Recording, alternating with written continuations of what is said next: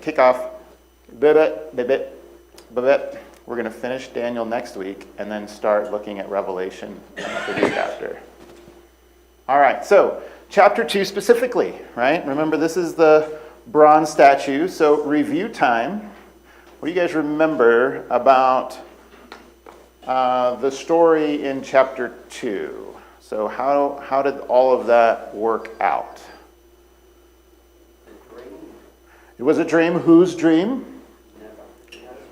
It was Nebuchadnezzar's dream, right? Absolutely. What else?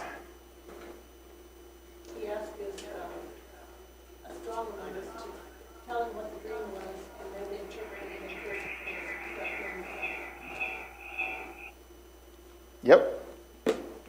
Yeah, so he asked all of the wise guys, right? They did. And they didn't have a clue. And eventually, we wound up around with Daniel, right? And Daniel was able to effectively interpret the dream. And he was going to kill him if they couldn't tell him.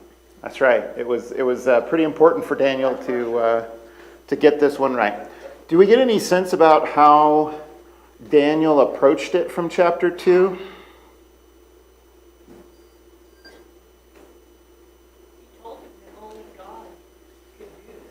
Yeah, he did.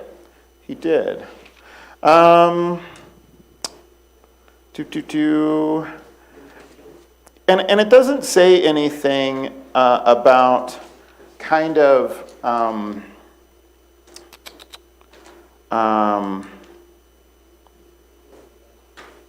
well, he didn't really spend a whole lot of time, we don't get a whole lot of introspection on Daniel himself, right, in terms of how he was thinking or feeling. But he does say at the end, right, in chapter 2, where was it? I had it and I lost it. He said, a great mountain earth. Wow, I had it. I lost it. At the end in verse 45, chapter 2, verse 45, just as you saw that a stone was cut from a mountain by no human hand, and that it broke in pieces the iron, the bronze, the clay, the silver, and the gold, a great God has made known to the king what shall be after this. The dream is certain, and its interpretation sure. To the ground. All right. So, now we're going to jump to chapter 7. So open up to chapter 7. We are going to be reading quite a bit out of there, all right? And if somebody would read, let's see. If somebody would just read the first 3 verses to get started. In the first year of Belshazzar, king of Babylon, Daniel saw a dream and vision of his head, that he lay in his bed. And then he wrote down the dream and told the sum of the matter.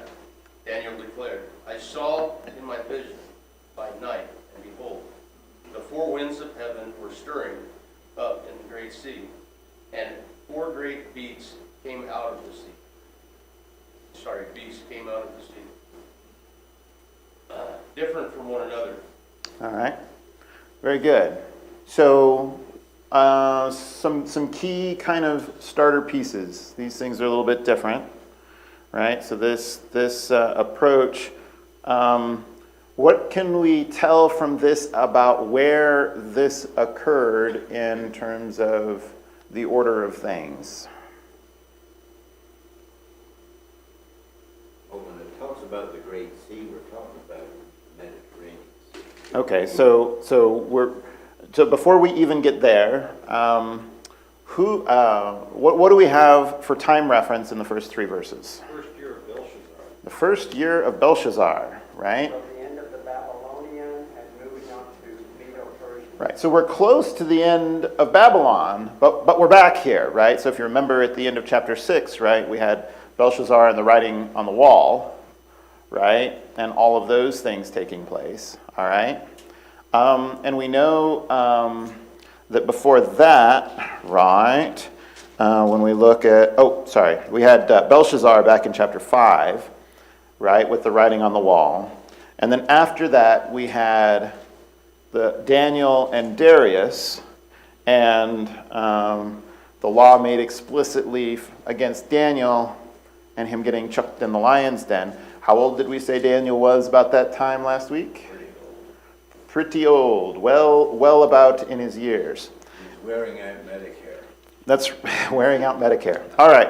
So we get then, because we talk about the first year of Belshazzar, king of Babylon, this happens between chapters 4 and 5.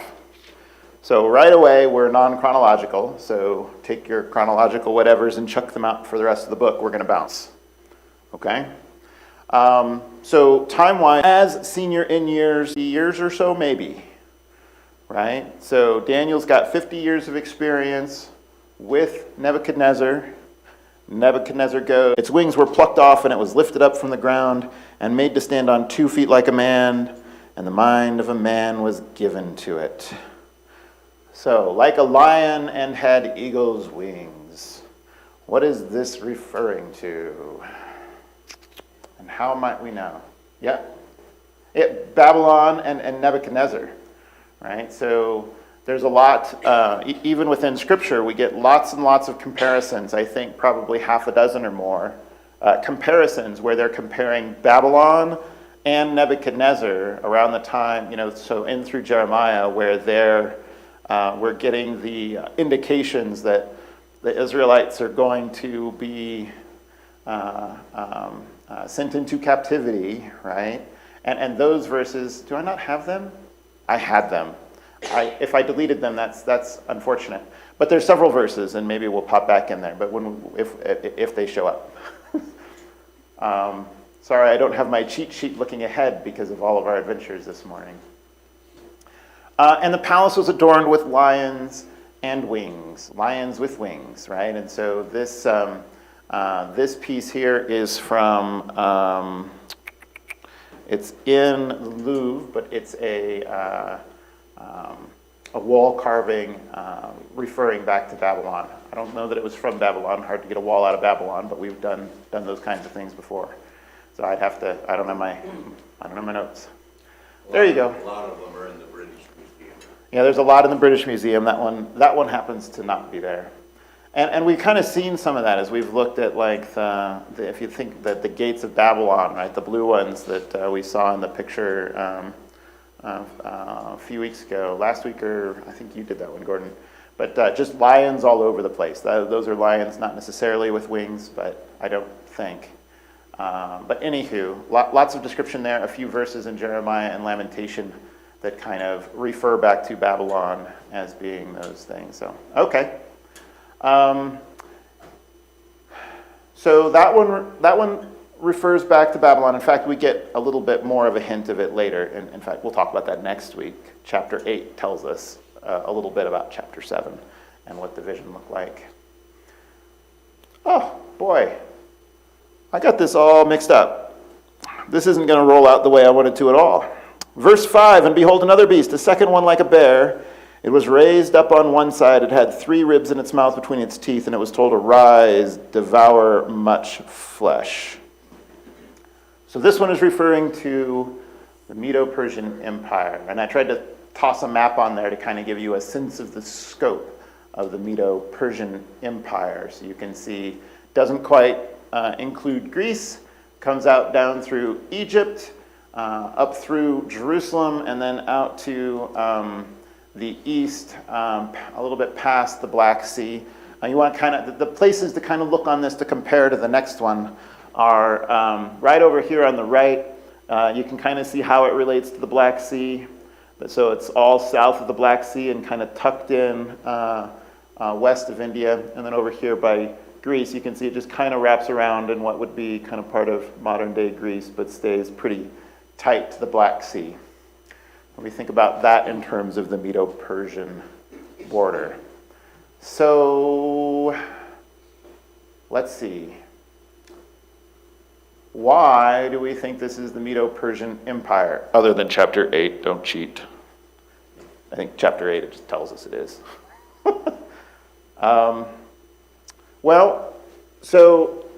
raised up on one side, and we see this kind of imagery a couple times, that one side of the bear was stronger than the other. And certainly in the Medo-Persian Empire, it quickly became the Medo-Persian Empire, right? They pretty much dominated that, if you will. So it was a partnership of not-like abilities. Except the Persians were, they thought they were running the show. They certainly did, and compared to the Medo part, they were. And we refer to Darius, not the Persian, but Darius the Mede.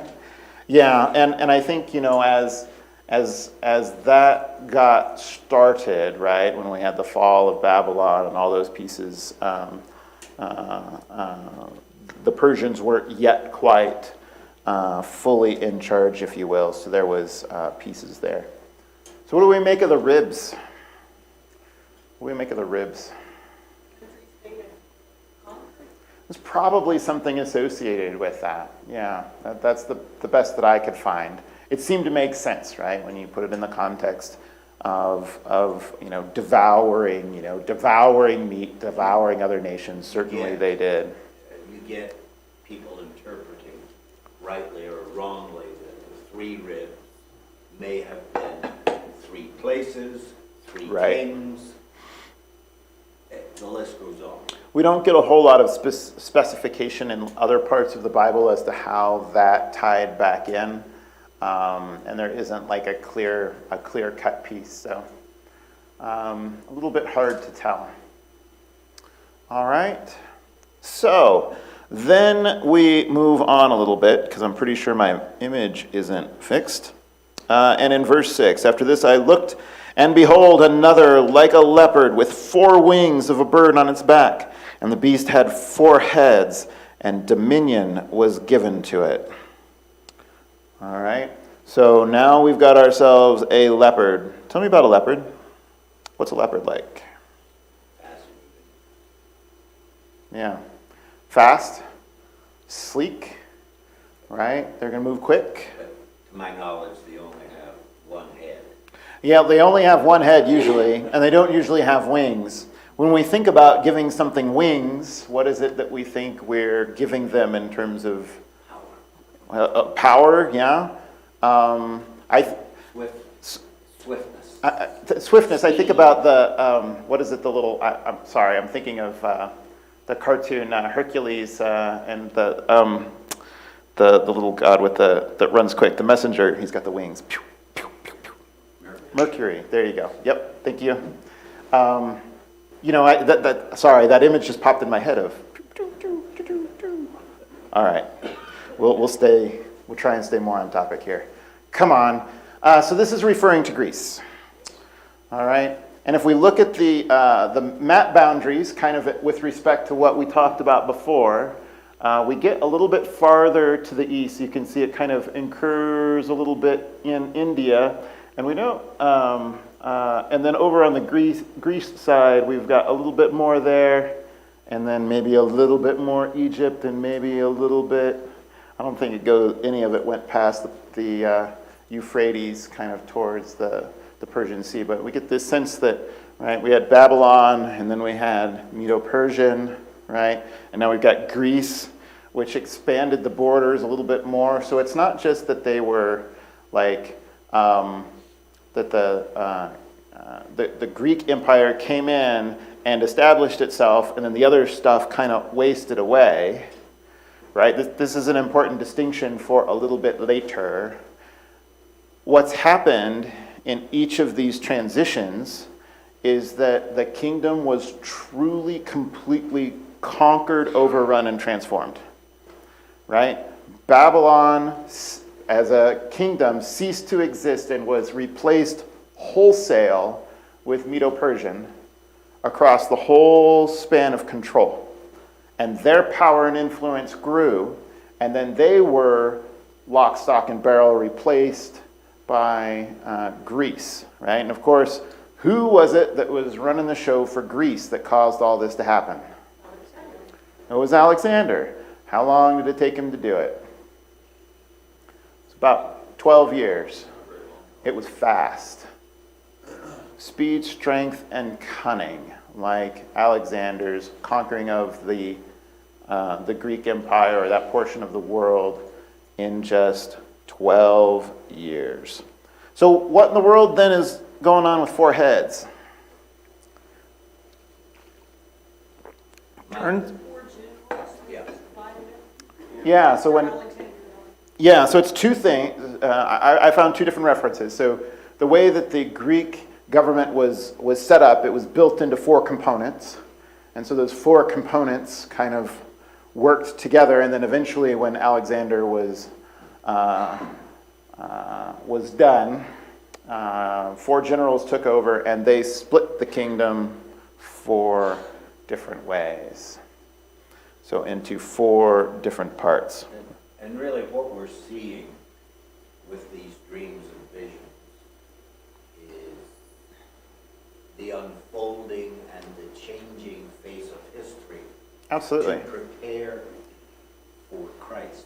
Absolutely, right? So these things are all being set up to kind of roll through, right, in terms of historically where they fit in context. And realistically, I think, up through this point, it's likely that that at the time the book was written, these pieces had all been to some degree seen. Maybe not the Greek Empire in its whole, and I forget where the Greek Empire starts rolling into the Roman Empire and where this is authored, right? So at the very least, the Greek Empire was in place or on its way, is my understanding.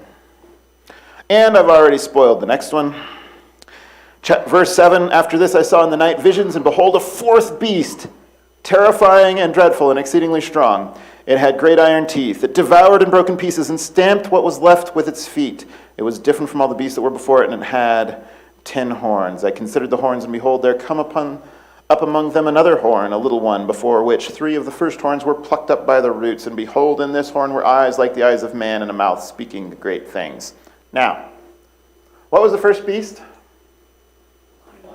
A lion with wings. What was the second beast? The bear that was lopsided. Bad case of scoliosis. Third beast? Leopard. What's the 4th beast? Doesn't say. Doesn't say. Doesn't give us the form. Why do you think that is? Rome would not come into its own for quite some time. Rome would Right. be a small group of people, then it becomes a republic, then it becomes an empire after the death of Julius Caesar and Right. the ascendancy of Augustus. So that's true. I think I saw some good commentary that talked about Rome and the beast not having shape. And the thing that I pulled from that was interesting is that, and perhaps this was intent, right? But not described because it's never been seen before, right? And so you think about kind of the way that the world was governed and ruled, and Rome brought something that hadn't been seen before, right? And a way of going about things. I thought that was an interesting corollary. Up to you how you see that. The other piece, right? So what about it devoured and broke in pieces and stamped what was left with its feet. Sounds like an elephant. That's a pig. Right, it sounds a little bit like an elephant. And I think when we look at back through kind of historical pieces of what the Babylonians did, right? They took, they controlled, they conquered, and they left it. Right? And the Medo-Persians took and they conquered and they controlled and they kind of left things intact. And the Greek, Alexander the Great did relatively the same. Rome did not. When they came, you were Roman, and everything that wasn't Roman was gone. it was destroyed. The Romans wiped the map, so to speak, when they came through and worked through stuff. And ultimately, right, we know that that's the same thing that Rome did to Israel and Judaism itself after Christ.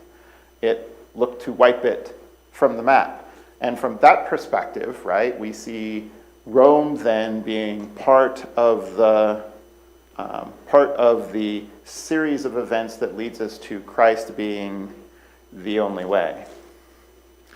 The destruction of the temple and all kinds of other things out here in the future.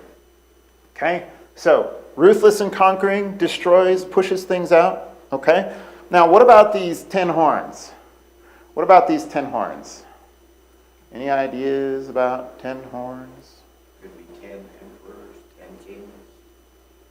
Yeah. 10, a horn is a symbol of power. So 10 power figures. Yeah. So, as you were talking about, Gordon, right? Before Christ, Rome was a republic. So as it was building up and starting to grow, and then after we had Julius Caesar, it had single emperors, right? So we had that conversion from the republic to an emperorship. And after Julius Caesar, Augustus through Domitian, Domitian was the 11th ruler. So there were 10 rulers, and then Domitian came in, and Domitian did some things. He was a perverted individual, if not the others, but he more than others. Yeah, and I'm sorry, I'm trying to find this now. Uh-oh. Where is it?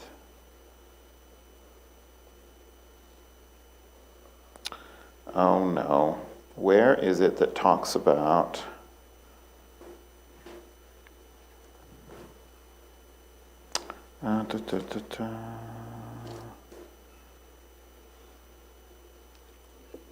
Sorry, stand by.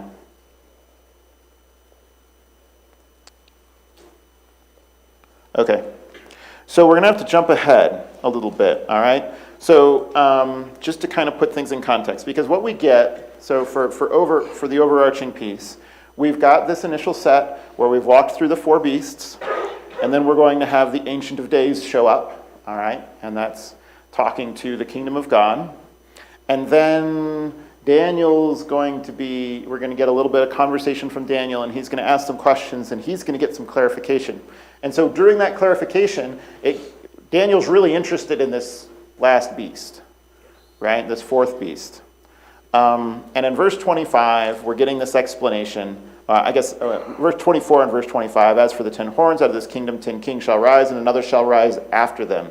He shall be different from the former ones, and shall put down 3 kings. He shall speak words against the Most High, and shall wear out the saints of the Most High, and shall think to change the times and the law.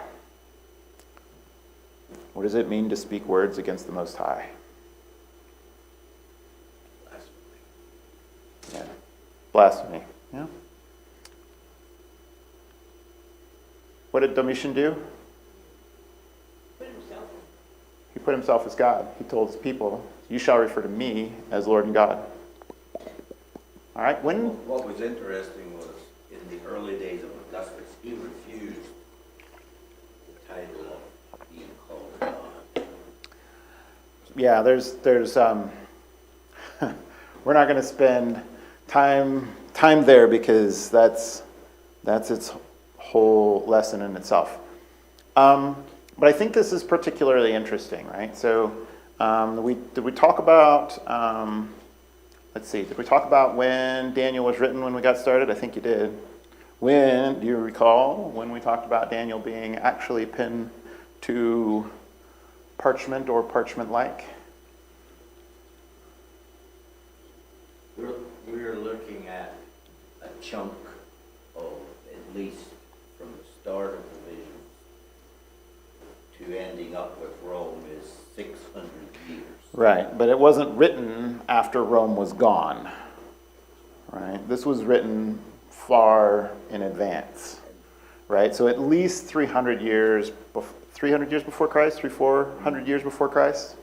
And so we think about kind of how all of that rolls through, right? Rome existed as a republic, was changed into an emperorship, and then pushed through to the 11th ruler sometime 600 years later, somewhere 380, something like that, 300 plus. If I apologize, I didn't write the dates down. I should have. I should have put a little thing on here with the Rome dates. collapsed in the 400s. Yep. So no later than the 400s, okay? So this is looking quite a way ahead, okay?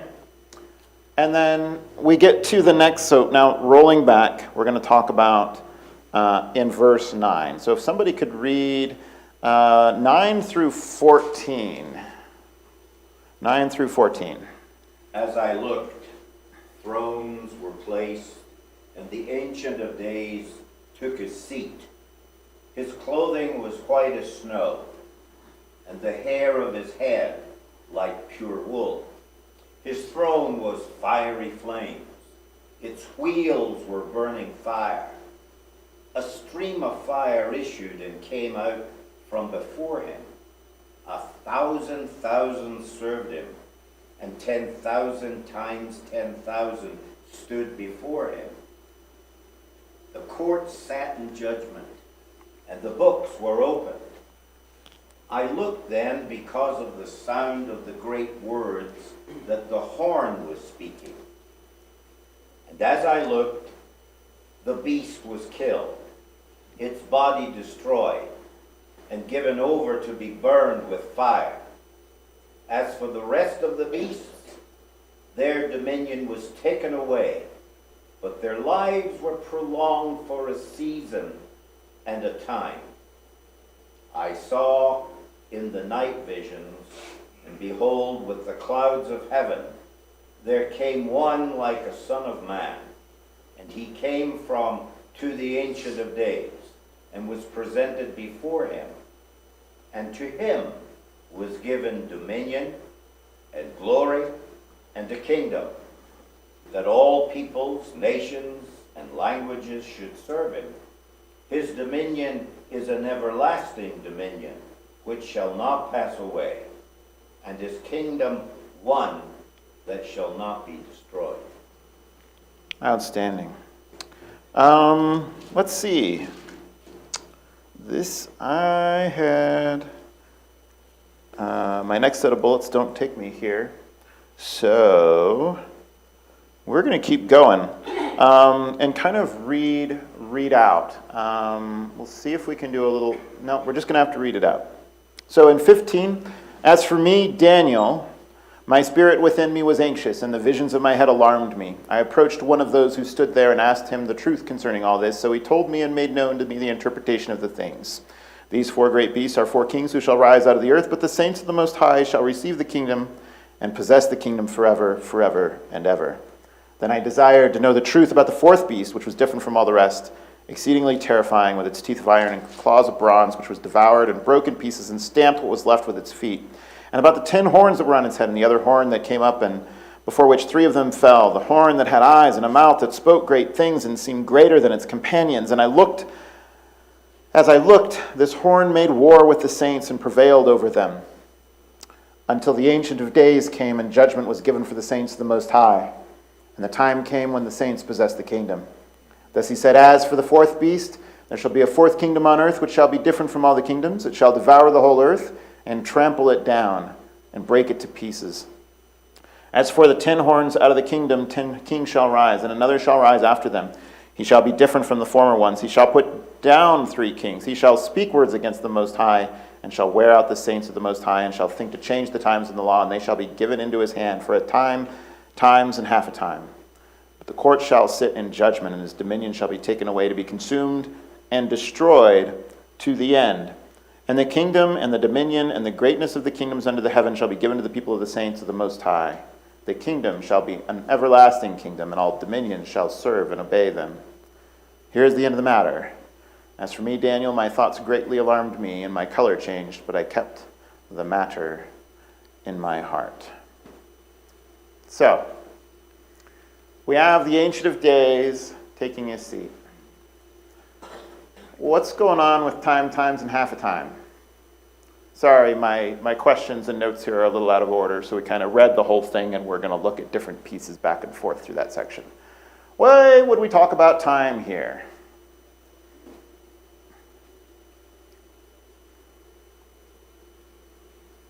Any ideas?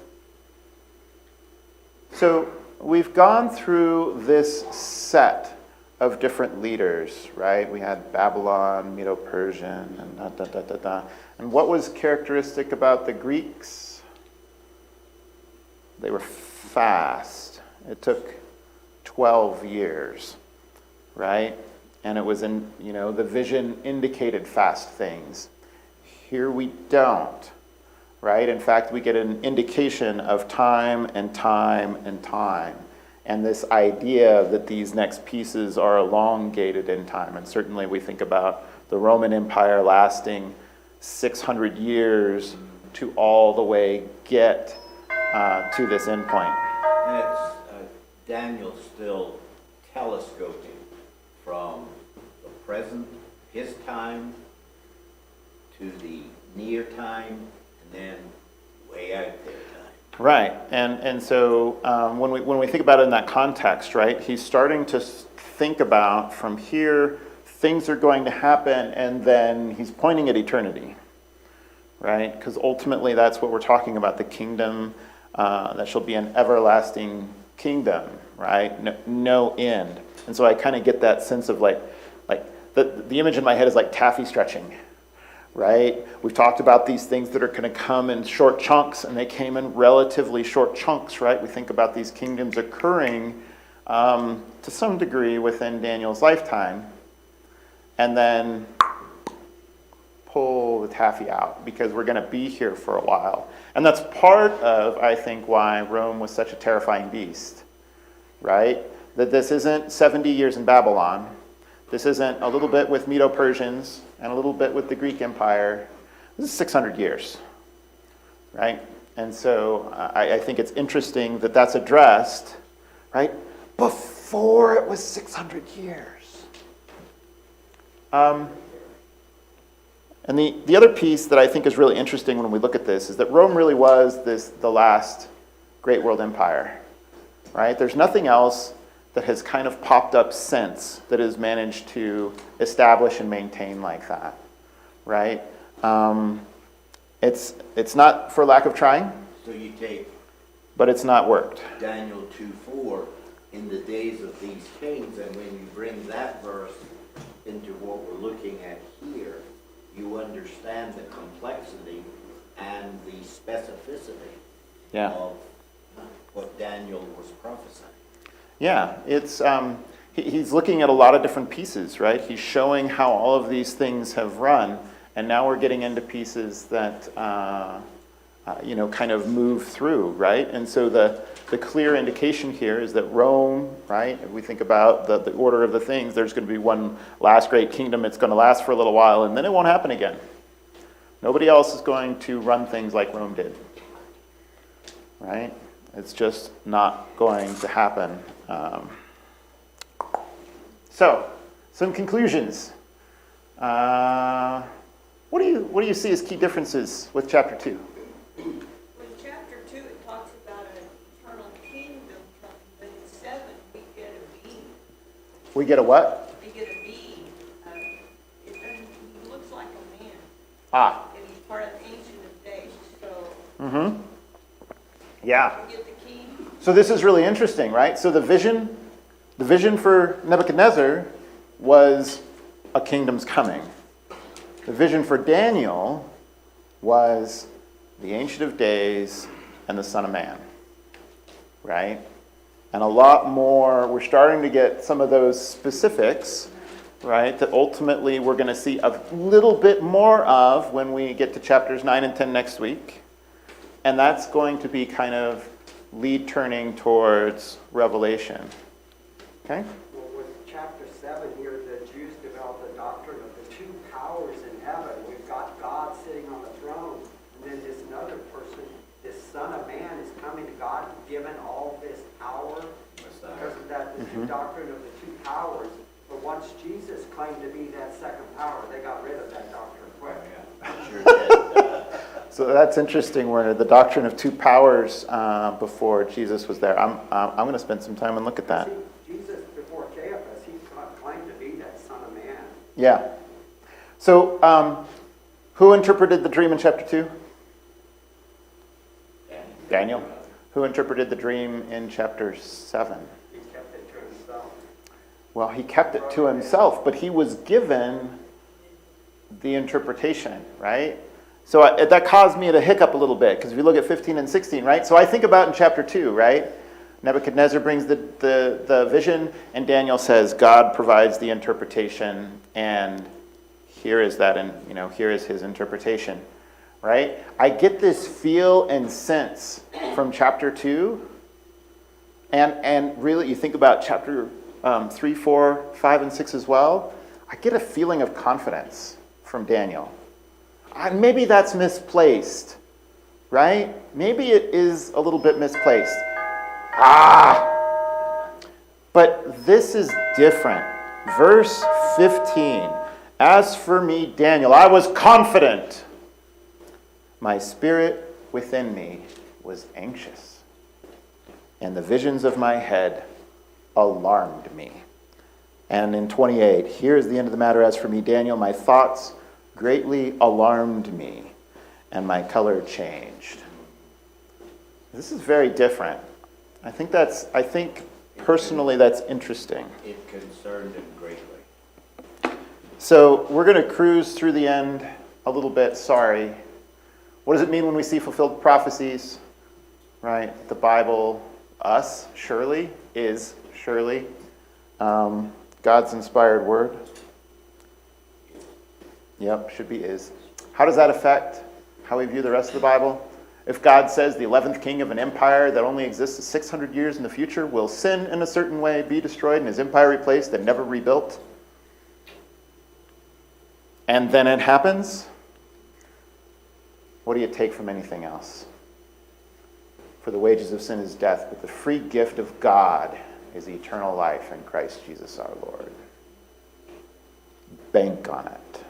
And that God is in control of everything, even now. Absolutely. Absolutely. God is in control. Next week, 8, 9, 10, 11, 12. So 5 chapters. All right. Thank you very much. You'll have to go as fast as a leopard with 4 heads and 4 wings. I will. Fortunately, it's a lot of a couple of additional visions that kind of refer back. We won't read the whole if we read all 5 chapters, that'll be the entire class. So maybe that's a path forward, unlikely.